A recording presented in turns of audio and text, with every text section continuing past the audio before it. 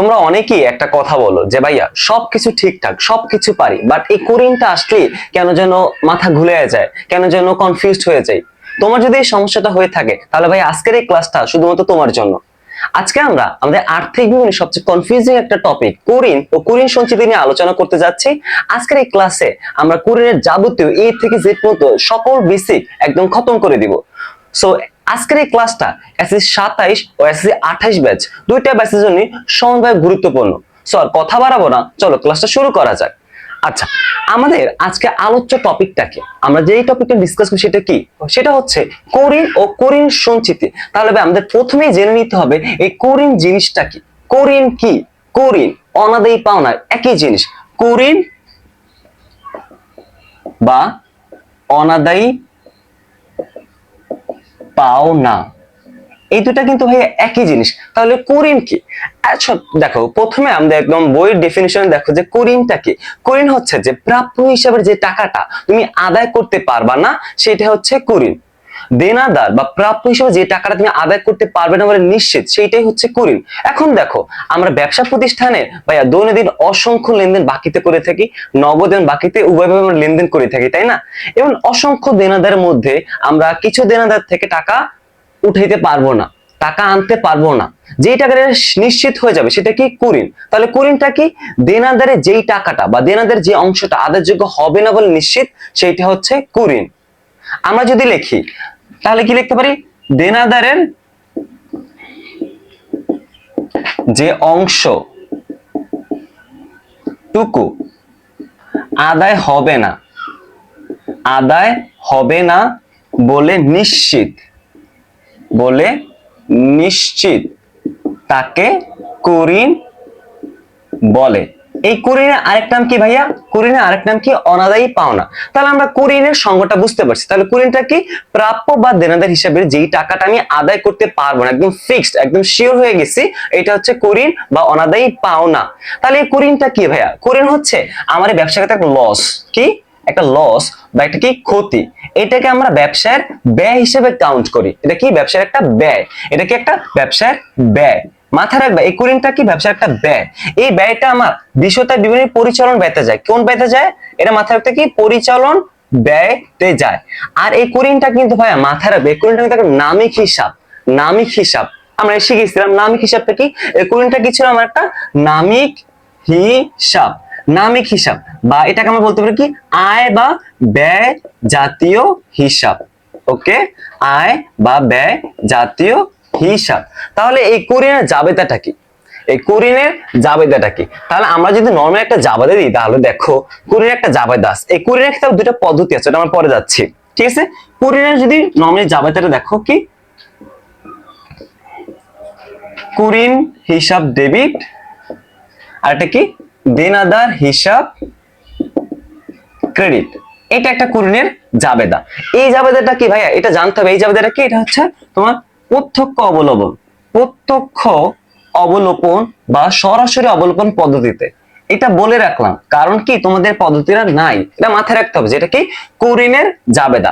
এটা কি? কোরিনের জাবেদা। কোরিন হিসাব ডেবিট, দেনাদার হিসাব ক্রেডিট। তাহলে আমরা কোরিনটা বুঝতে পারছি। আমরা যে আরেকবার সামারি করি, এট এ গ্লান্স দেখি, কোরিন হচ্ছে প্রাপ্য বা দেনাদারে যেই টাকাটা আমরা আদায় করতে পারবো না, এটা নিশ্চিত, একদম শিওর হয়ে গেছি, সেই টাকাটাই কি? আমার কোরিন, অনাদায়ী পাওনা।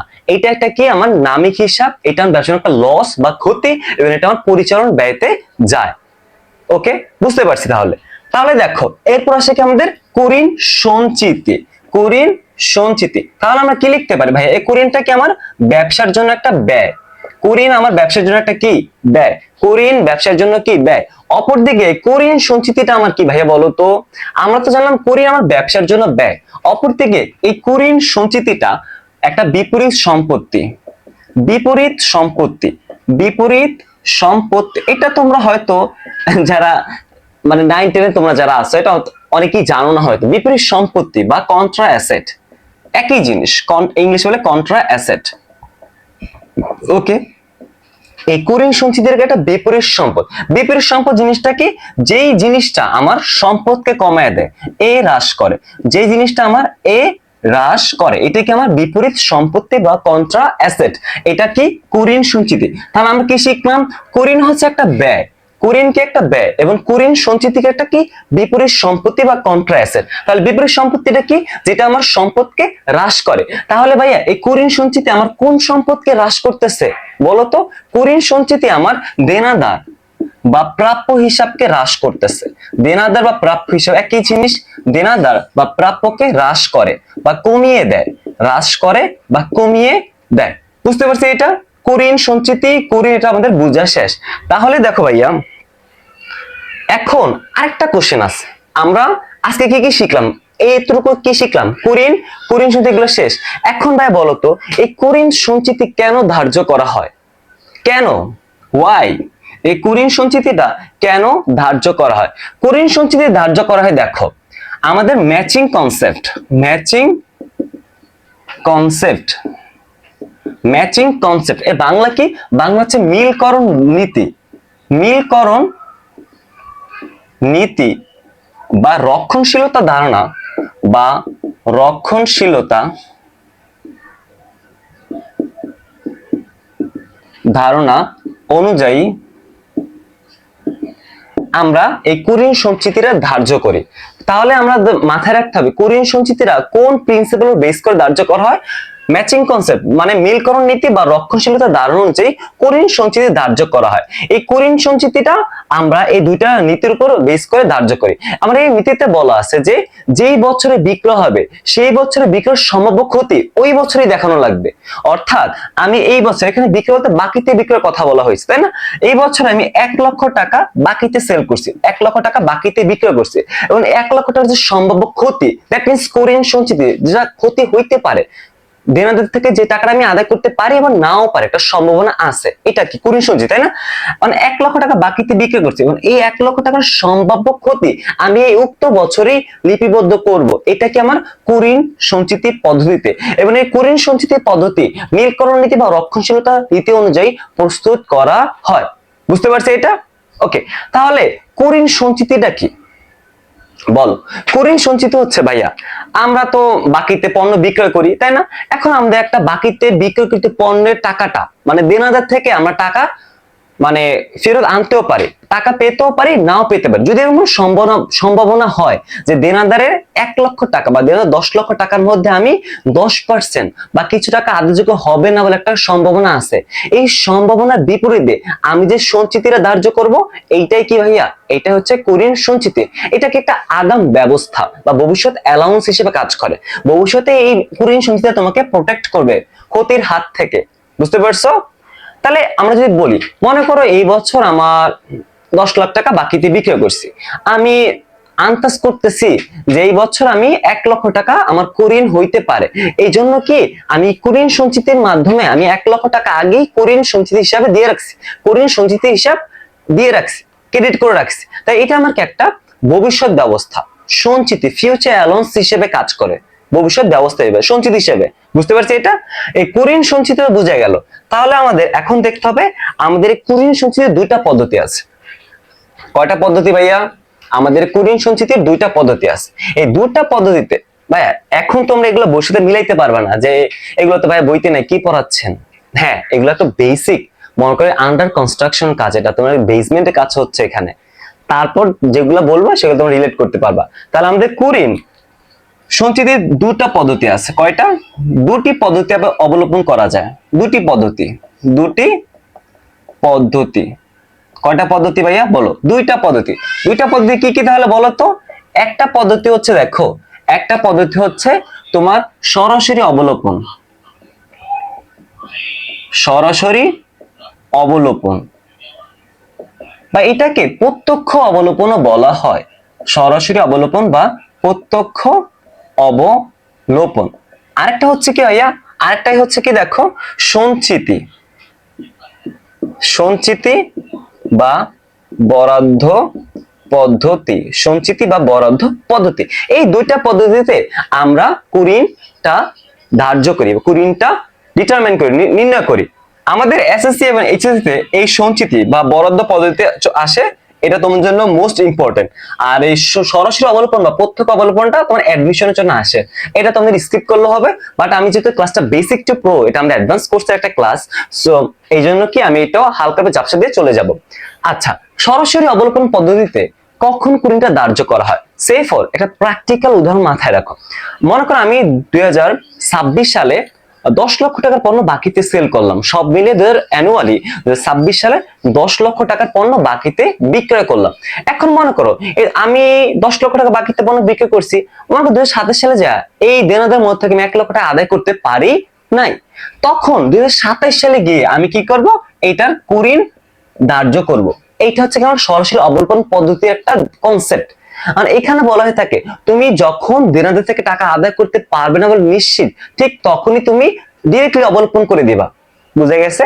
এই যে বুঝলাম যে আমি প্রোডাক্ট সেল করছি 2026 সালে, ভাই দেখো আমি প্রোডাক্ট সেল করছি 2026 সালে, বাট আমি দেনাদার থেকে টাকা পাই 2027 সালে। এইটা কি আমার সরাসরি অবলোকন পদ্ধতি।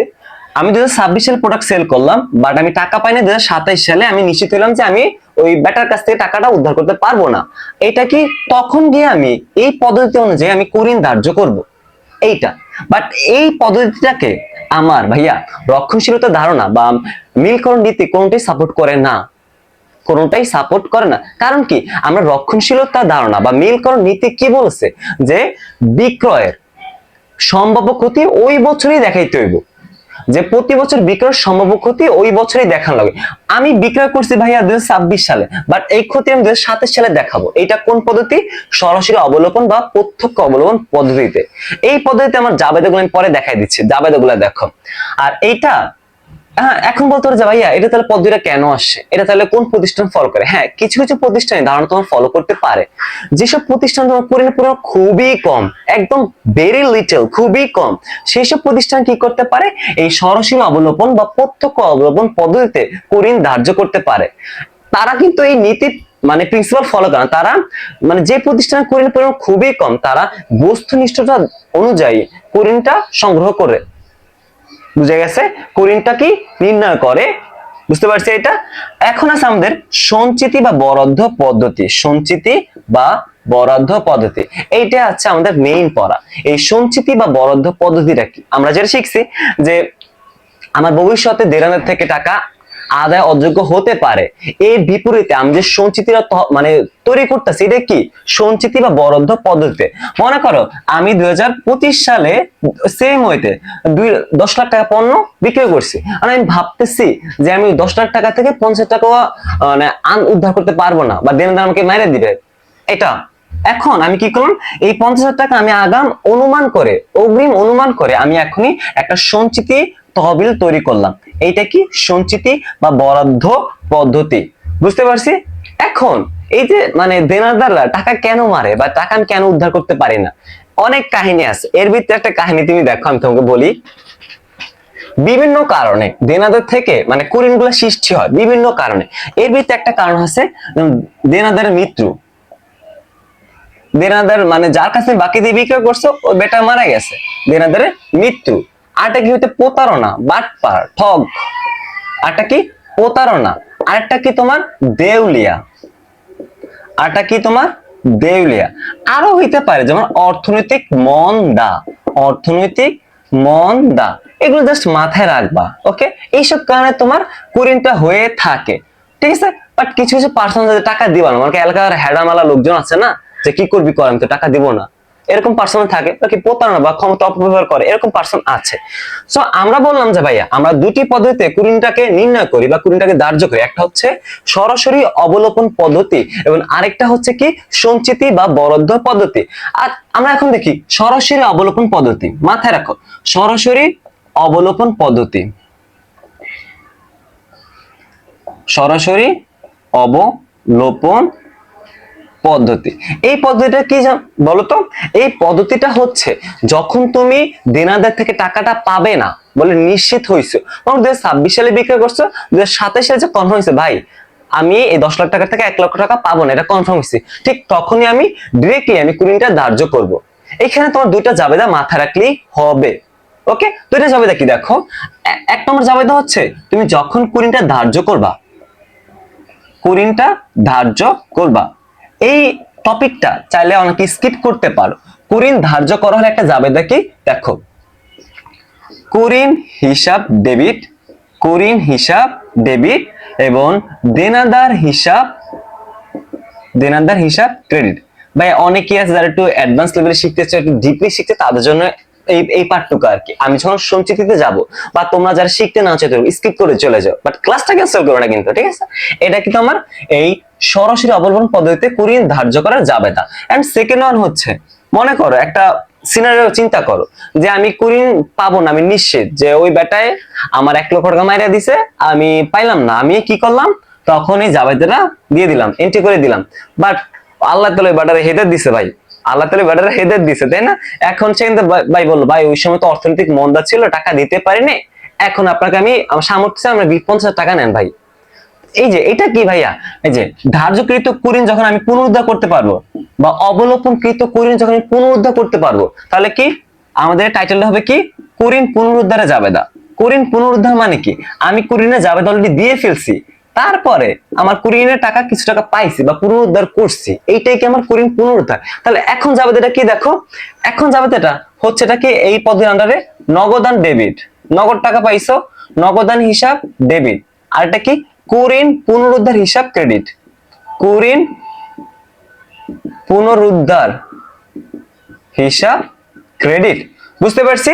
এইটা হচ্ছে আমার কি ভাইয়া, সরাসরি অবলোপন পদ্ধতিতে আমার দুইটা জাবেদা ছিল। এটা কি, সরাসরি অবলোপন পদ্ধতিতে জাবেদা, একটা কি কুরিন ধার্য করার সময় একটা জাবেদা, আর একটা হচ্ছে কি কুরিন পুনরুদ্ধার, যখন আমি ধার্যকৃত বা অবলম্বনকৃত কুরিনটা আমি পুনরুদ্ধার বা পুনরায় পাবো, তখন এটা হলো জাবেদা। বুঝতে পারছি? তাহলে কি সরাসরি অবলম্বন পদ্ধতিটা কি, যখন আমি নিশ্চিত হব যে এই দেনাদারে এত টাকা আমি পাই নাই, ঠিক তখনই আমি এই পদ্ধতিতে কুরিনটা ধার্য করব। বাট এসএসসির ক্ষেত্রে, এইচএসসির ক্ষেত্রে আমার এই পদ্ধতি লাগে না। জাস্ট বেশি শেখার জন্য, অ্যাডভান্স শেখার জন্য জাস্ট রাখতে পারো মাথায়। এখন আছে সবচেয়ে বেশি প্র্যাকটিক্যাল একটা পদ্ধতি, সেটা হচ্ছে কি ভাই দেখো, সেটা হচ্ছে আমার সঞ্চিতি বা বরাদ্দ পদ্ধতি। সঞ্চিতি বা বরাদ্দ পদ্ধতি, এই সঞ্চিতি বা বরাদ্দ পদ্ধতিটা খুব ইম্পর্টেন্ট। সঞ্চিতি বা বরাদ্দ পদ্ধতি ভাই অলরেডি বলে ফেলছি। সঞ্চিতিটা কি, তুমি দেনাদারের, তোমার যদি মনে হয় যে আমি এত টাকা বাকিতে সেল করছি, এই টাকাটা আমি দেনাদার থেকে এই পরিমাণ টাকাটা আমি আদায় করতে পারবো না বা ভবিষ্যতে আদায়ের অযোগ্য হবে, ঠিক সেই পরিমাণ আশঙ্কা করে তুমি ওই আদায়ের অযোগ্য পরিমাণ টাকার এগেইনস্ট বা বিপরীতে তুমি একটা সঞ্চিতি ক্রিয়েট করলা, ওইটাই কি, এই সঞ্চিতি বা বরাদ্দ পদ্ধতি। সেই ফল মনে করো তুমি 2025 সালে, 2025 সালে তুমি ইন টোটাল 10 লক্ষ টাকার, 10 লাখ টাকার পণ্য বাকিতে সেল করলা। এখন তুমি অনুমান করলা, তুমি একটা ব্যবসায়ী মানুষ, তুমি অনুমান করলা যে 10 লাখ টাকার 10% আমার কুরিন সঞ্চিতি রাখতে হবে, আমি এই পরিমাণ টাকাটা আমি উদ্ধার করতে পারবো না, 10 লাখ টাকা 10% টাকাটা আমি উদ্ধার করতে পারবো না। এইটা এই জন্য কি তুমি আশঙ্কা করলা যে 10 লাখের 10% টাকা তুমি আদায় করতে পারবা না। এখন তুমি কি করলা ভাইয়া, এখন তুমি করবা কি, একটা সঞ্চিতি হিসাব তৈরি করলা, একটা সঞ্চিতি তৈরি করলা, সঞ্চিতি তৈরি করলা। এটা কি, আমার সঞ্চিতি বা বরাদ্দ পদ্ধতির একটা সিস্টেম। এখন মনে করো তুমি তো 2025 সালে বাকিতে বিক্রি করলা 10 লাখ টাকা, এবং তুমি আন্দাজ করলা বা অনুমান করলা তুমি 10% টাকা ফেরত পাবা না, এই জন্য তুমি কি করলা ভাইয়া, সঞ্চিতি তৈরি করলা। এখানে একটা জাবেদা হবে, এই জাবেদাগুলো তোমাদের, এইখানে দুইটা জাবেদা আছে, এই দুইটা তোমাদের লাগে, এসএসসির ক্ষেত্রে লাগে, এটা মাথায় রাখবা। এবং সেকেন্ড ওয়ানে এটা তোমরা আগে একটা প্রিভেনশন বা একটা প্রতিরোধমূলক ব্যবস্থা রেখে দিলাম, এবং পরবর্তীতে যাই দেখলাম হ্যাঁ ভাই অ্যাকচুয়ালি আমার এই টাকাটা আমি আদায় করতে পারি নাই, তখন কি হয়, কুরিন অবলোপনে জাবেদা দেওয়া লাগে, কুরিন অবলোপন বা ধার্য জাবেদা দেওয়া লাগে। মানে 10 লাখে 10%, 1 লক্ষ টাকা তুমি আগে সঞ্চয় তৈরি করলা, বাট অ্যাকচুয়ালি 2026 সালে 2027 সালে এসে কি এটা কুরিন, মানে ওই কুরিনটা হইলো, এটা কি তোমার কুরিন অবলোপন বা ধার্য জাবেদা। এই জাবেদা দুইটা তোমাদের এসএসসি পরীক্ষা আসে। আবার তারপরে আরেকটা জাবেদা যদি অ্যাডভান্স শিখাই, সেটা হচ্ছে কি তোমার এই কুরিন যদি পুনরুদ্ধার করতে পারো, কুরিন পুনরুদ্ধার, কুরিন পুনরুদ্ধার, এই তিনটা জাবেদা আমার এখানে লাগবে, ঠিক আছে? বাট আমি আগেই বলে দেই, এসএসসি এর ক্ষেত্রে এই দুইটা জাবেদা তোমাদের লাগবে, কুরিন সঞ্চিতি তৈরি করলে একটা জাবেদা এবং অবলম্বন বা ধার্য করলে আরেকটা জাবেদা, এই দুইটা জাবেদা টোটাল তোমাদের লাগবে। ওকে, বুঝতে পারছি, শেষ। এখন আমরা জাবেদাগুলো শিখি ভাই। আচ্ছা, জাবেদাগুলো কি দেখো, আমরা যখন কুরিন সঞ্চিতি তৈরি করব, কুরিন সঞ্চিতি, কুরিন সঞ্চিতি তৈরি করব, এখন কেন করব আমি আশা করি ভাই এটা তোমাদের কাছে এখন ক্লিয়ার। কুরিন সঞ্চিতি তৈরি করলে জাবেদাটা কি তাহলে? কুরিন সঞ্চিতি তৈরি করলে জাবেদাটা হচ্ছে তোমার, দেখো কুরিন হিসাব ডেবিট, কুরিন বা অনাদায়ী পাওনা ভাই একই জিনিস, কুরিন হিসাব ডেবিট। আরেকটা কি আছে তোমার? কুরিন সঞ্চিতি হিসাব ক্রেডিট, কুরিন সঞ্চিতি, কুরিন সঞ্চিতি হিসাব ক্রেডিট। বুঝতে পারছি? ওকে, তাহলে আমি একটা উদাহরণ দিয়ে দিই ভাইয়া। মনে করি 2025 সালে আমরা বাকিতে বিক্রি করছি সেম 10 লক্ষ টাকা, 10 লাখ টাকা বাকিতে বিক্রি করছি, তাই না? 10 টাকা আমি এখন এবার অনুমান করলাম যে 10% টাকা কুরিন সঞ্চিতি হবে, 10%। তাহলে আমি রাখলাম কত এখানে? 10 এর 10% কত? 1 লক্ষ টাকা। এই 1 লক্ষ টাকা আমি সঞ্চিতি তৈরি করলাম। ওকে, চলো প্র্যাকটিক্যাল উদাহরণ শিখে ফেলি। 1 লক্ষ টাকা সঞ্চিতি তৈরি করলাম। এখন নেক্সট ওয়ানে আমার জাবেদাটা কি হবে বলো তো? নেক্সট ওয়ানে জাবেদা হবে কি? কুরিন অবলোপন, কুরিন অবলোপন, অবলোপন করা হলে বা ধার্য করা হলে তখন একটা জাবেদা। এই জাবেদাটা কি দেখো তো, তখন একটা জাবেদা হয় কি দেখো, তখন একটা জাবেদা হচ্ছে, তখন জাস্ট উল্টাই দিবা, ঠিক আছে? কুরিন সঞ্চিতি হিসাব ক্রেডিট, কুরিন সঞ্চিতি হিসাব ক্রেডিট, অর্থাৎ ভাইয়া ডেবিট, সরি কুরিন সঞ্চিতি হিসাব ডেবিট। অর্থাৎ তুমি যেই টাকাটা, এই যে 1 লক্ষ টাকাটা কি সঞ্চিতি রাখলো না, একটা ফান্ডের মতো ক্রিয়েট করলো না, এই টাকাটা আসলে এখন অ্যাকচুয়ালি খরচ হয়ে গেছে।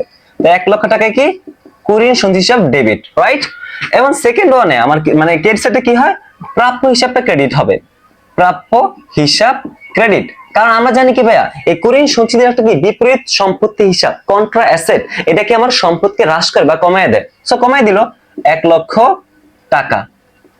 ওকে, এই দুইটা জাবেদা, এই দুইটা জাবেদা ভাইয়া এসএসসি 27 এবং 28 তোমরা ডিরেক্টলি মাথায় রাখো। এরা জাবেদাটা তোমাদের জন্য খুবই ইম্পর্টেন্ট ভাইয়া। এই দুইটা জাবেদা তোমাদের এসএসসি পরীক্ষায় আসে। লাস্টে একটা জাবেদা আছে, এটা ভাইয়া শুধু বেসিকটা পুরো কোর্স তো, এইটা তোমাদের অ্যাডভান্সে শিখাই, যাতে তোমাদের মানে এইচএসসিটা তো একটা প্যারা না হয়। দেখো 3 নম্বর জাবেদাটা কি দেখো, কুরিন পুনরুদ্ধার হলে, কুরিন পুনরুদ্ধার করা গেলে, করা গেলে। দেখো ভাই আমাদের আসলে এখানে কত টাকা কি হয়েছে, আমাদের এখানে 1 লক্ষ টাকা কুরিন ধার্য করলাম। এখন আমরা 1 লক্ষ টাকা যদি কিছু টাকা পুনরুদ্ধার করতে পারি, তখন আমরা জাবেদাটা কি, তখন আমরা ক্যাশ পাবো না, তাই না? মনে করো আমরা 1 লক্ষ টাকা তো উদ্ধার করতে পারবো না, মানে যাই হয়েছে ওটাকে উদ্ধার করা যায়। ধরো আমরা 50,000 টাকা, সো কি নগদান ডেবিট, নগদান ডেবিট, ধরো 50,000 টাকা উদ্ধার করছো, নগদান ডেবিট 50,000। আর এটা কি কুরিন সঞ্চিতি হিসাব ক্রেডিট,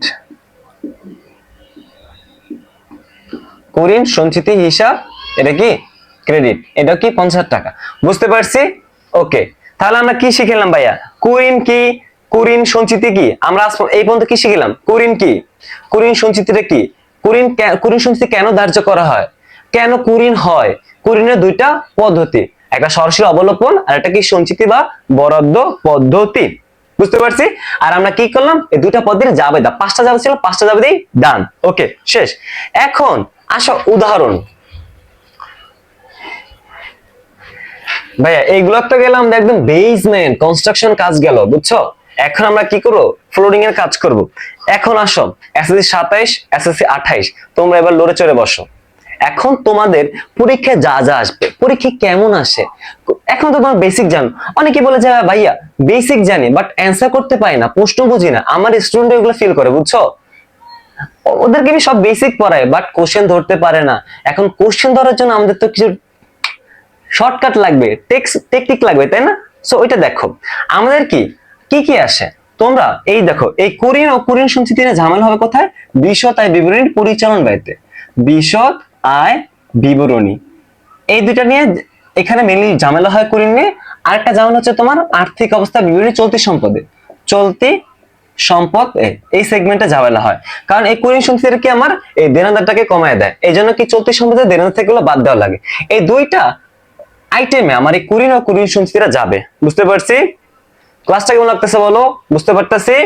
এখন আমরা আসো পরীক্ষায় অ্যান্সার করার জন্য কি কি শর্টকাট দরকার, কিভাবে আমি বুঝতে পারবো এইটা আমার কুরিন, এইটা আমার অলিখিত কুরিন, এটা আমার নতুন কুরিন, এইবার অ্যান্সার করতে হবে, রাইট? চলো শুরু করি। আচ্ছা, তাহলে ভাই একটা শর্টকাট মাথায় রাখতে হবে, শুধু একটা মাত্র শর্টকাট, আর কুরিনের চিন্তা ভ্যানিশ।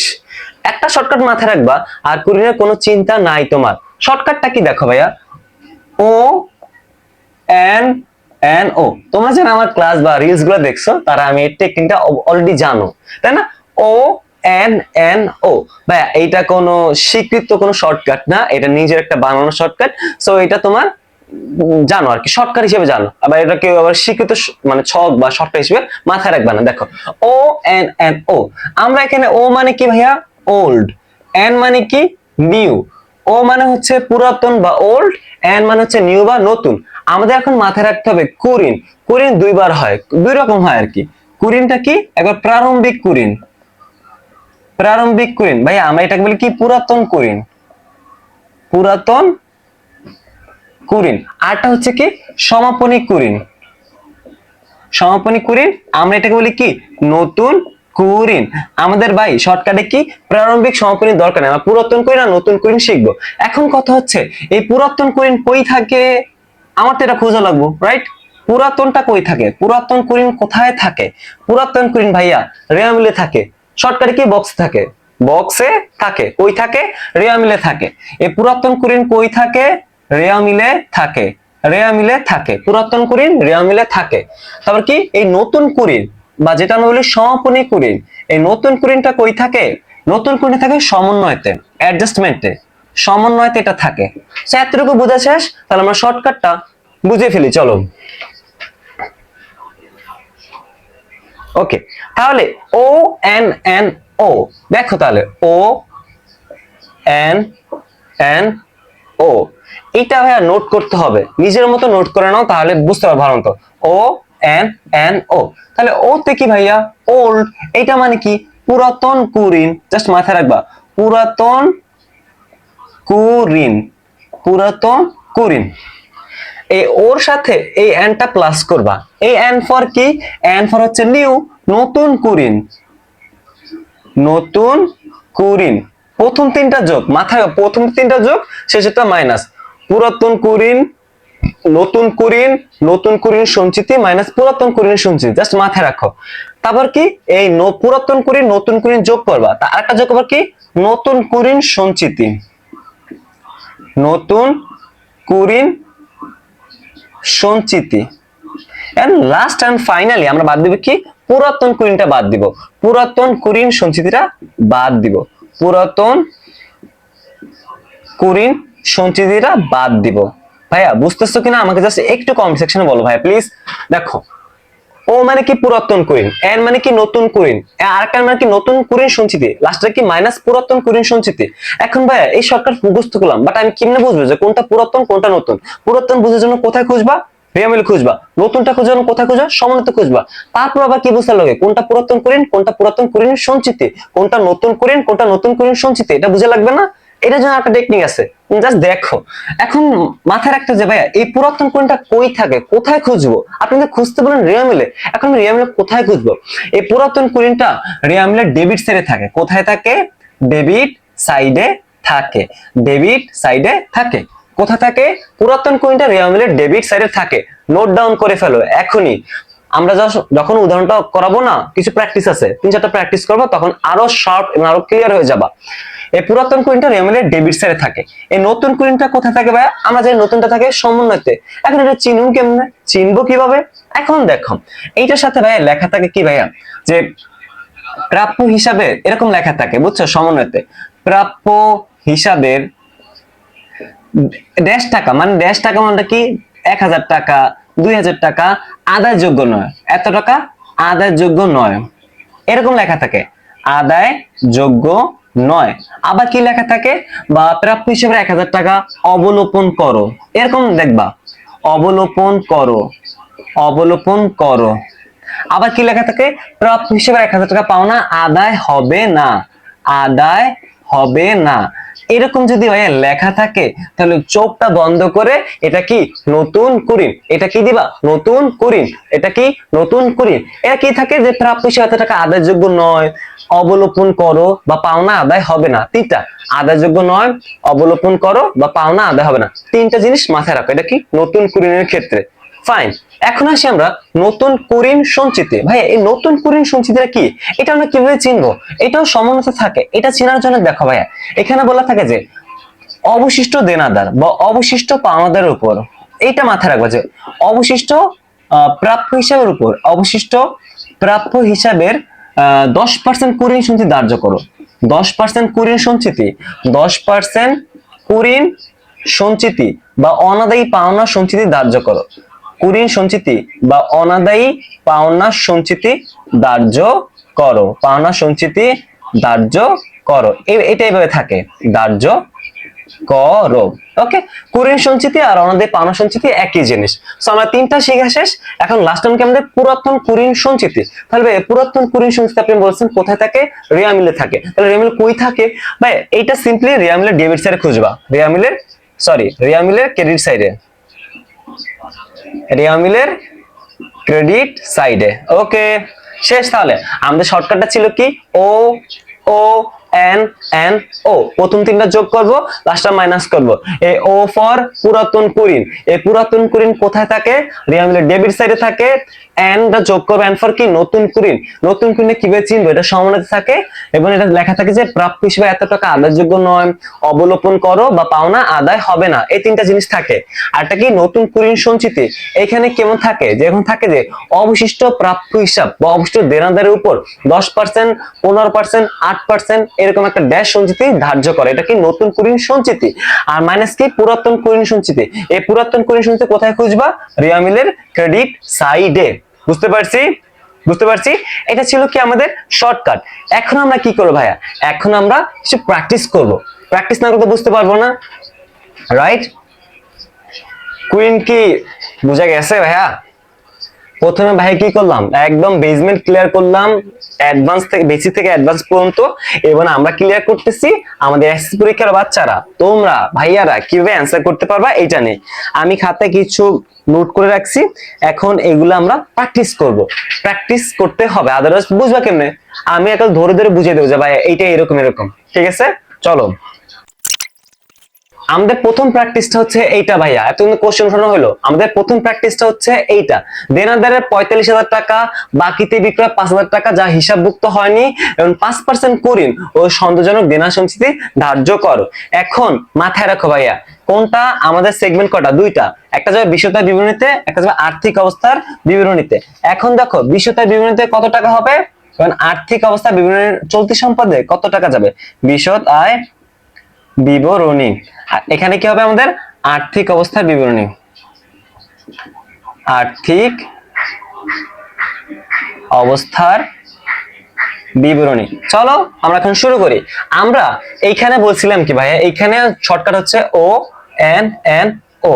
ওকে, আর আর্থিক অবস্থার বিবরণী শর্টকাট আমরা এখন শিখে নি, আমরা এখন শিখাবো। ওকে, বিশদতার বিবরণী দেখো আমরা কি করব? O N N O. আমাদের খুঁজতে হবে যে পুরাতন কুরিন, এই পুরাতন কুরিন কোথায় থাকবে? রিয়া মিলে থাকবে। আমাদের এখানে কি রিয়া মিলের কোনো কথা বলা আছে? হ্যাঁ, রিয়া মিলে শুধু দেনাদার কথা বলা আছে, আর কিছু আছে? দেনাদার এত টাকা, বাকিতে বিক্রয় এত, 5% কুরিন ও সঞ্চয় দেনা সঞ্চিতি রাখতে হবে। তাহলে দেখো প্রথমে আমাদের বলা আছে কি? ও। আমাদের খুঁজতে হবে কি? ও। ও ফর কি? পুরাতন কুরিন। পুরাতন কুরিন কোথায় থাকে? রেভিনিউ ডেবিট, এখানে নাই। এন্ড কি? নতুন কুরিন। আমরা কি খুঁজবো? কি কিওয়ার্ডটা খুঁজবো? অবলোপন করো, আদায়যোগ্য হবে না, পাওনা আদায় হবে না, এগুলা এটাও নাই। এন্ড দেখো, এন্ড কি? নতুন কুরিন সঞ্চিতি। ভাইয়া নতুন কুরিন সঞ্চিতি আমরা দেখছিলাম না যে 5%, 10% এরকম সঞ্চিতি ধার্য করো। এই যে এটা পাইছি, এই লাইনটা হলো আমরা নতুন কুরিন সঞ্চিতির ক্ষেত্রে। তাহলে আমরা নতুন কুরিন সঞ্চিতি বা এই কুরিন সঞ্চিতি এগুলো আমরা কার উপর ধার্য করি? দেনাদারের উপর, প্রাপ্য হিসাবের উপর। এটা কি প্রকৃত দেনাদার লাগবো না? অ্যাকচুয়াল দেনাদারটা লাগবো, তাই না? এখন দেখো তুমি বাকিতে বিক্রি করছো কত? 45,000 টাকা। বাকিতে বিক্রয় ছিল কত? 45,000 টাকা। তারপর কি করছো? সরি, দেনাদার ছিল কত? 45,000 টাকা এবং বাকিতে বিক্রয় কত? 5,000 টাকা। যা হিসাবভুক্ত হয়নি তাহলে হিসাবভুক্ত করে ফেলো, 5,000 টাকা। তাহলে আমাদের এখানে দেনাদার কত ভাইয়া, বা প্রাপ্য হিসাব কত? আমাদের দেনাদার বা প্রাপ্য হিসাব হচ্ছে 50,000 টাকা। এবার এই 50,000 টাকার 5% কুরিন ও সন্দেহজনক দেনা সঞ্চিতি ধার্য করো। একদম সহজ। প্রথমে একদম সহজ শুরু করি। তাহলে 5%, 50,000 5% কত ভাইয়া? 2,500 টাকা। 2,500 টাকা, রাইট?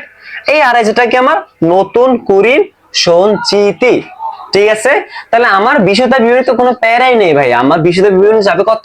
শুধু 2,500 টাকা। আমার নাম দিব কি? নতুন কুরিন সঞ্চিতি। নাম দিবে কি? নতুন কুরিন সঞ্চিতি, একদম সহজ ছিল এটা। নতুন কুরিন সঞ্চিতি 2500 টাকা।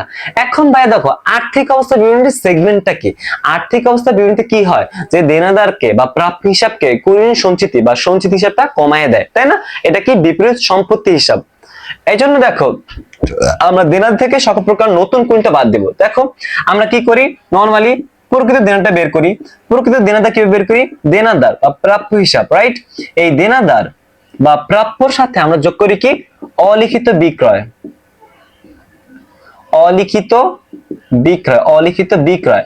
এখন অনেক সময় লাগে কি অলিখিত আন্তঃফেরত, মানে বিক্রয় ফেরত হয়েছে, এটা কি অলিখিত আন্তঃফেরত বা বিক্রয় ফেরত, একই জিনিস। আন্তঃফেরতটা এখন বেশি ইউজ হয়। এটা কি আমার দেনাদারটা বের হয়ে যাবে। এখন এটা থেকে মাইনাস করো কি ভাইয়া? নতুন কুরিন। আমরা এগুলা পারি, নতুন কুরিন। আরটা কি? নতুন কুরিন সঞ্চিতি, নতুন কুরিন সঞ্চিতি। এইটার পর ভাইয়া যে আইটেমটা দেখাবো না, এইটা তেমন একটা বোর্ডে আসে না। এরপর যে আইটেমটা দেখাবো এটা তেমন একটা বোর্ডে আসে না, বাট কিছু নামি দামি স্কুল আছে ওদের ওইখানে এটা আসে, যেমন ক্যান্টনমেন্ট কলেজ, ক্যাডেট কলেজ, এগুলোতে আসে নামি দামি স্কুল গুলাতে, তাই না? এখন এটা আসে কি দেখো, এইটা একটু আমি রেড পেন দিয়ে লিখি। এটা হচ্ছে কি তোমার দেনাদারের বাট্টা সঞ্চিতি, দেনাদারের বাট্টা সঞ্চিতি, দেনাদারের বাট্টা সঞ্চিতি, এইটা। তাহলে আমাদের তো বিষয়তা বিবরণী সেগমেন্টটা শেষ, তাই না? বিষয়তা বিবরণীটা আমরা বুঝছি, বিষয়তা বিবরণীটা আমাদের বোঝা শেষ। এখন দেখো আমাদের এটা হচ্ছে কি আর্থিক অবস্থা বিবরণী ফর্মেটে যাবে। প্রথম আমরা কি এখানে দেখো দেনাদারটা বের করলাম, দেনাদারটা বের করলাম, তারপরে কি আমরা নতুন কুরিনটা বাদ দিব, নতুন কুরিন সঞ্চিতি বাদ দিব, এবং সর্বশেষ দেনাদারের বাট্টা সঞ্চিতি। এখন যদি আমি এই কোশ্চেনটা আরেকটু এক্সপ্লেন করি তাহলে দেখো, যে বলি 2% হারে বাট্টা সঞ্চিতি রাখতে হবে, 2% হারে বাট্টা সঞ্চিতি রাখতে হবে, 2% হারে বাট্টা সঞ্চিতি রাখতে হবে। তাহলে এই সিস্টেমটা ফলো করো ভাইয়া। দেখো দেনাদার ছিল কত আমাদের? 45,000 টাকা। দেনাদার কত? 45,000 টাকা। অলিখিত বিক্রয় আছে কত ভাইয়া? 5,000 টাকা। 5,000 টাকা। আমাদের কি আন্তঃফেরত আছে, মানে বিক্রয় ফেরত আছে? নাই। সো 45 আর 5 50,000 টাকা, রাইট? 50,000 টাকা। এখন বাদ দাও নতুন কুরিন। ভাই আমাদের এখানে নতুন কুরিন নাই, মাইনাস কর নতুন কুরিন সঞ্চিতি। হ্যাঁ নতুন কুরিন সঞ্চিতি আছে কত? 5%। 5% কত? 50 5% 2,500, 2,500। এখন এটা বাদ দাও, এটা কত আসে? এখানে আছে 47,500 টাকা আসে, 47,500, রাইট? তারপর বলছে কি মাইনাস দেনাদার বাট্টা সঞ্চিতি। এই দেনাদার বাট্টা সঞ্চিতি কত ভাইয়া? দেনাদার বাট্টা সঞ্চিতি 2%। এই যে আমরা 2% পাইলাম, 2%। তো 47,500 গুণ 2%, 950 টাকা আসে। কত টাকা? 950 টাকা। এই 950 টাকা কি হবে? মাইনাস হবে। তো 47,500 মাইনাস 950, এই 46,550 টাকা কোথায় যাবে আমার? নিট দেনাদার হবে। এটা কি কোথায় যাবে? চলতি সম্পদে যাবে। বুঝতে পারছি এইটা? আমরা এটা বোঝা শেষ। জাস্ট একটা স্ক্রিনশট রাখো, জাস্ট একটা স্ক্রিনশট রাখো, তাইলেই হবে। শেষ। আমরা এখন আর দুইটা উদাহরণ প্র্যাকটিস করব। তাহলে ভাইয়া আমাদের 2 নম্বর প্র্যাকটিসের উদাহরণটা দেখো, 2 নম্বর উদাহরণটা দেখো। যে বলছে ভাই দেখো প্রাপ্য হিসাবের 3,500 টাকা পাওয়া যাবে না, প্রাপ্য হিসাবের 3,500 টাকা পাওয়া যাবে না। আমরা কি জানি ভাইয়া? আদারযোগ্য হবে না, অবলোপন করো, পাওয়া যাবে। এটা কি? নতুন কুরিন। এটা কি? নতুন কুরিন। লিখে ফেলো, এটা কি? নতুন কুরিন। এবং অবশিষ্ট প্রাপ্য হিসাবের উপর 10% অনাদায়ী পাওনা সঞ্চিতি ধার্য করো। এই অবশিষ্ট হিসাবের উপর 10%, এটা কি? নতুন কুরিন সঞ্চিতি। জাস্ট লিখে ফেলো, শর্টকাট। মিলতে চায় তো হিসাব? নতুন কুরিন সঞ্চিতি, এটা কি? নতুন কুরিন সঞ্চিতি। আমরা এই দুটো শেষ এবং তো এখন বলা রিয়ামিলি প্রাপ্য হিসাব 34,000 টাকা এবং অনাদায়ী পাওনা। আমরা যে অনাদায়ী পাওনা কুরিন, অনাদায়ী পাওনা সঞ্চিতি, কুরিন সঞ্চিতি একই জিনিস। এমন হচ্ছে অনাদায়ী পাওনা 2,000 টাকা এবং অনাদায়ী পাওনা সঞ্চিতি কত? 3,000 টাকা। এখন জাস্ট সিম্পলি ডিভাইড করে দাও, ভাগ করে দাও, দেখো কত আসে। বিশদ আয় বিবরণীতে কত আসবে? বিশদ আয় বিবরণী, বিশদ আয় বিবরণী একটা কি? আর্থিক অবস্থার বিবরণী, আর্থিক অবস্থার বিবরণী। দেখো কি কি হয় এখানে। আমাদের বিশদ আয় বিবরণীতে শর্টকাট কি ভাইয়া? বিশদ আয় বিবরণীর শর্টকাট হচ্ছে স্যার ভাইয়া ও এন এন ও। এখানে শর্টকাট কি ও এন এন ও, আর এখানে শর্টকাট কি এই দেনাদার থেকে, প্রকৃত দেনাদার থেকে তুমি সবগুলো নতুন কুড়ি সঞ্চিত দেনাদার বার্তাসীন থাকলে বাদ দিয়ে দিবা। তাহলে বিষয়টা বিবরণটা দেখো, ও আমাদের এখানে ও মানে কি পুরাতন কুড়িন, পুরাতন কুড়িন দেখো, পুরাতন অনাদায়ী পাওনা, যেটা আর কি পুরাতন অনাদায়ী পাওনা। পুরাতন অনাদায়ী পাওনা কি আছে ভাইয়া? পুরাতন অনাদায়ী পাওনা হ্যাঁ আছে কিনা দেখো, এই যে আছে।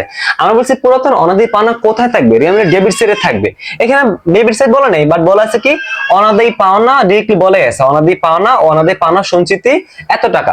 অনাদায়ী পাওনা হচ্ছে কত? 2000 টাকা। কত? 2000 টাকা। এর সাথে আমরা যোগ করি কি নতুন কুড়িন, নতুন মানে এন, এই নতুন কুড়িন যোগ করি নতুন কুড়িন। তাহলে নতুন কুড়িন কত? এই যে উপরে আমরা পাইছি কত নতুন কুড়িন কত 3500 টাকা, 3500 টাকা। তার সাথে আমরা যোগ করবো কি ও যোগ করলাম পুরাতন কুড়িন, এন যোগ করলাম কি নতুন কুড়িন। এই এনটা কি নতুন কুড়িন সঞ্চিতি, পুরাতন কুড়িন নতুন কুড়িন, নতুন কুড়িন সঞ্চিতি। আবার যোগ করো নতুন কুড়িন সঞ্চিতি, নতুন কুড়িন সঞ্চিতি, নতুন কুড়িন সঞ্চিতি কত 10%, রাইট? এখন তাহলে আমার খুঁজতে হবে কি দেনাদারটা বের করতে হবে। বলছে প্রাপ্য হিসেবে অবশ্যই প্রাপ্য হিসেবে 10% অনাদায়ী পাওনা সঞ্চিতি তৈরি করো। তাহলে আমরা একটু দেখি আমাদের রিয়ামিলে তোমার দেনাদার ছিল, প্রাপ্য হিসাব ছিল কত 34,000 টাকা। 34,000 টাকা কি প্রাপ্য হিসাব ছিল, 34,000 টাকা কি ছিল প্রাপ্য হিসাব, আর কোনো বাকিতে নাই, অলিখিত বিক্রয় নাই, কিছুই নাই, 34,000 টাকা। এই 34,000 থেকে আমার 3,500 টাকা কি পাবো না, 3,500 টাকা বাদ দাও, থাকে কত 30,500 টাকা, রাইট? 30,500 টাকা থাকে, এটা বাদ দিলাম, এই যে নতুন কুইনটা বাদ দিব, তাই না? তারপরে কি অবশিষ্ট দেনাদার বা অবশিষ্ট প্রাপ্য হিসেবে 10%, অবশিষ্ট কত 30,500, এবার 10%, 10% দাও তো কত আসে, এটা মাইনাস করে দাও। 10% কত আসে 3,050 টাকা আসবে, তাই না? আচ্ছা 30,500 গুণ 10% আসবে কত 3,050। এই 3,050 কি আমার নতুন কুড়িন সঞ্চিতি। এই যে অবশিষ্ট, এটা হয়তো প্রাপ্য হিসাবে অবশিষ্ট, অবশিষ্ট উপর 10% কুড়িন সঞ্চিতি বা অনাদায়ী পাওনা সঞ্চিতি ধার্য করো, কত আসে 3,500 টাকা আসে। এই 3,500 টাকা কি আমার এখানে যোগ হবে। ওকে, লাস্ট ওয়ান কি ভাই আমাদের? লাস্ট ওয়ান হচ্ছে আমাদের পুরাতন কুড়িন সঞ্চিতি বা পুরাতন অনাদায়ী পাওনা সঞ্চিতি। এই পুরাতন অনাদায়ী পাওনা সঞ্চিতি কত আছে আমাদের? আছে 3,000 টাকা। লেখো পুরাতন অনাদায়ী পাওনা সঞ্চিতি, পুরাতন অনাদায়ী পাওনা সঞ্চিতি কত হাজার? এটা আছে কত 3,000 টাকা। সো আমরা বলছি কি তিনটা যোগ করবা, প্রথম তিনটা যোগ এবং লাস্টেরটা মাইনাস। এখন এই প্রথম তিনটা দ্বারা আমরা কি বুঝি ভাইয়া? এই পুরাতন অনাদায়ী পাওনা বা পুরাতন কুড়িন, নতুন কুড়িন, নতুন কুড়িন সঞ্চিতি, এই তিনটা বলে আমার এই বছরের কুড়িন খরচ আর কি। এটা কি আমার এই বছরের কুড়িন খরচ, এই বছরের বা চলতি বছরের কুড়িন খরচ, কুড়িন খরচ। তার এগেইনস্ট আমি কত টাকা সঞ্চিত রাখছিলাম এইটা, তাহলে আমার অ্যাকচুয়াল খরচটা বের হবে। অনেক সময় দেখবা তুমি এই বছর কুড়িন, এই তিনটা যোগ করে এই বছর কুড়িন খরচ হচ্ছে 2,000 টাকা, এখন তুমি অলরেডি সঞ্চিত রাখছো 2,000 টাকা। সো আমার কোনো লাভ লস নেই, আমার জীবনটাই লস, তাই না? এরকম একটা জিনিসপাতি। সো আমার 2,000 থেকে 2,000 মাইনাস দিয়ে এই বছর কুড়িন খরচ হয়ই নাই। এখন দেখতে হবে আমার এখানে কত, দেখো 2,000 আর 3,500, 5,500 যোগ 3,050, 3,050, তাহলে আমার 8,550 টাকা দেবো। 8,550 টাকা কি আমার এই বছরের কুড়িন খরচ হয়েছে। তার এগেইনস্টে ভাই আপনি রাখছেন কত 3,000 টাকা রাখছেন, মাইনাস 3,000, তাহলে কি 5,550, 5,550 এটা কি আমার এই বছরের কি কুড়িন খরচ। বুঝতে পারছি? এখন এইখানে এই আর্থিক অবস্থা বিবরণীতে কি ঝামেলা আছে দেখো তো। এই আর্থিক অবস্থা বিবরণীতে কি সমস্যা? আর্থিক অবস্থা বিবরণীতে আমি বলছি কি যে দেনাদার থেকে সকল প্রকার নতুনটা বাদ দিয়ে দাও। দেনাদার কত ছিল 34,000 টাকা, 34,000 টাকা নতুন কুড়িন বাদ দাও, নতুন কুড়িন কত 3,500 টাকা, 3,500 টাকা। এই নতুন কুড়িন বাদ দিলে আমার থাকে কত 30,500 টাকা, 30,500 টাকা। এবং তারপর হচ্ছে অনাদায়ী মানে নতুন কুড়িন সঞ্চিতি, নতুন অনাদায়ী পাওনা সঞ্চিতি কত 10%, 10% কত আসে 30,500, 10% কত 3,050 টাকা, 3,050। এই 3,050 বাদ দাও, 3,050 বাদ দাও, যেটা থাকবে এটাই কি আমার আর্থিক অবস্থা বিবরণীতে যাবে আমার। 30,500 মাইনাস 3,050, এটা কি 27,450। এই 27,450 টাকা কি আমার আর্থিক অবস্থা বিবরণী চলতি সম্পদে যাবে। এটাই মানে কি নিট দেনাদার আর কি। এটা কি কুরিন সঞ্চিতি কি করলো, দেনাদারকে কমাই দিল, হ্রাস করে ফেললো, রাইট। চলো তাহলে আজকে আমাদের 3 নম্বর প্র্যাকটিস কুরিন ও কুরিন সঞ্চিতি নিয়ে শুরু করি। 3 নম্বর প্র্যাকটিসের প্রশ্নটা দেখো, রিয়া মিলের প্রাপ্য হিসাব তোমার 60,000 টাকা, অলিখিত দাঁড়ি বিক্রয় 30,000 টাকা, প্রাপ্য হিসাব তো 60,000 টাকা, তাই না? অলিখিত বিক্রয় আছে 30,000 টাকা, এটা যোগ হইব। কুরিন, এটা কি পুরাতন কুরিন, কিন্তু রিয়া মিলে দেওয়া আছে কুরিন ও কুরিন সঞ্চিতি, কুরিন ও কুরিন সঞ্চিতি, একটা পুরাতন কুরিন একটা পুরাতন কুরিন সঞ্চিতি 3,000 ও 2,000 টাকা। এবার মনে হচ্ছে এটা কি সমন্বয় আর কি। প্রাপ্য হিসেবে 3,000 টাকা আদায়যোগ্য নয় এবং অবশিষ্ট যে প্রাপ্য হিসাব আছে তারপর 10% কুরিন সঞ্চিতি রাখতে হবে। আমাদের ট্রিটমেন্ট চলো শুরু করি। প্রথমে আছে কি বিশদ আয় বিবরণী। বিশদ আয় বিবরণীতে আমাদের ফর্মুলা হচ্ছে ও এন এন ও, আমাদের এখন সবগুলোই আছে মেবি, রাইট। আচ্ছা, ওতে কি, ওতে হচ্ছে পুরাতন কুরিন, ওতে কি পুরাতন কুরিন, এই ওটা রাখো। ওতে কি পুরাতন কুরিন, পুরাতন কুরিনে যে দেওয়া আছে কুরিন কত 3,000 টাকা, 3,000 টাকা যোগ, শুরু করো। আবার এই এনে কি নতুন কুরিন, এটাও যোগ হবে, এনে কি নতুন, এটা যোগ হবে। নতুন কুরিন কোথায়, এই নতুন কুরিনটা দেখো, নতুন কুরিন হচ্ছে এই যে 3,000 টাকা আদায়যোগ্য হবে না, এটা তো বলছিলাম যে নতুন কুরিন আদায়যোগ্য হবে না, অবলোপন ধার্য করো, পাওনা আদায় হবে না, এটা কি নতুন কুরিন 3,000 টাকা। ওকে, লাস্টে কি আরেকটা এন, এ এন ফর কি নতুন কুরিন সঞ্চিতি। নতুন কুরিন সঞ্চিতি আমাদের বের করে নিতে হবে। তোমার প্রাপ্য হিসাব ছিল কত 60,000 টাকা, অলিখিত দাঁড়ি বিক্রি কত 30,000 টাকা, টোটাল দেনাদার কত 90,000 টাকা, টোটাল দেনাদার 90,000 টাকা। এই 90,000 টাকা থেকে 3,000 টাকা তুমি আদায় করতে পারবা না, 3,000 টাকা তুমি আদায় করতে পারবা না। 27,000 টাকা থাকে, 87,000, 7,000 টাকা থাকে এবং তার উপর তুমি 10% কুরিন সঞ্চিতি, তাহলে 8,700 টাকা, 10%। তো 27,000 থেকে 8,700 টাকা বাদ দাও, 87,000 মাইনাস 8,700, 78,300 টাকা থাকে। এই 78,300 টাকা কি আমার, ও আমি তো দেখলি এই 8,300 টাকা কি আমার দেনাদার যাবে আর কি। সো আমার এখানে কি এটা হচ্ছে কি নতুন কুরিন, আর এটা কি নতুন কুরিন সঞ্চিতি। তাহলে আমার নতুন কুরিন সঞ্চিতি কত 8,700 টাকা। এই 8,700 টাকা এখানে যোগ করে দেন, লাস্ট ওয়ান কি মাইনাস ও, ওতে কি পুরাতন কুরিন সঞ্চিতি, আমাদের পুরাতন কুরিন সঞ্চিতি আছে কত 2,000 টাকা, 2,000 টাকা, এটা কি মাইনাস। আমি বলছিলাম ভাইয়া এই পুরাতন কুরিন, নতুন কুরিন, নতুন কুরিন সঞ্চিতি, এই তিনটা যোগ করে আমরা পাই কি এই চলতি বছর কুরিন খরচটা পাই, এবং তার এগেইনস্ট আমি কত টাকা সঞ্চিতি রাখছি সেটা বাদ দিলে আমার এই বছর খরচটা বের হবে, রাইট। সো 3 3 6 8 6 14, 14,700, 14,700 থেকে মাইনাস করবো 2,000, তাই না, 12,700 টাকা। এই বছর আমার 12,700 টাকা খরচ গেছে, কুরিন গেছে 12,700 টাকা। এই বছর কি আমার 12,700 টাকা কি গেল কুরিন খরচ গেছে, এটা কি বিশদ আয় বিবরণী পরিচালন ব্যয়তে যাবে।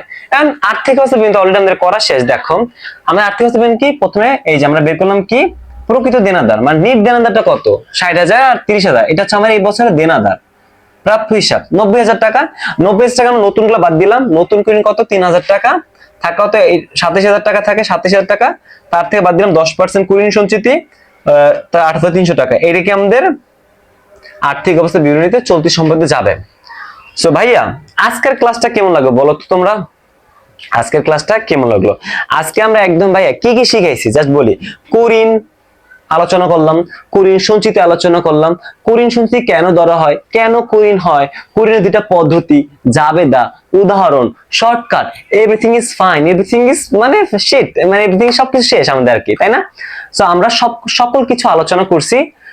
আশা করি আজকের ক্লাসটা 100তে 100 একটা পারফরমেন্স দিবে তোমাদেরকে। সো এসএসসি 27 এসএসসি 28 যারা আসো তারা তোমরা নিজেরা ক্লাসটি করো এবং তোমাদের বন্ধুদেরকে সবাইকে শেয়ার করে দাও যাদের কুরিনের সমস্যা আছে। সো দেখা হচ্ছে আমাদের পরবর্তী ক্লাসে।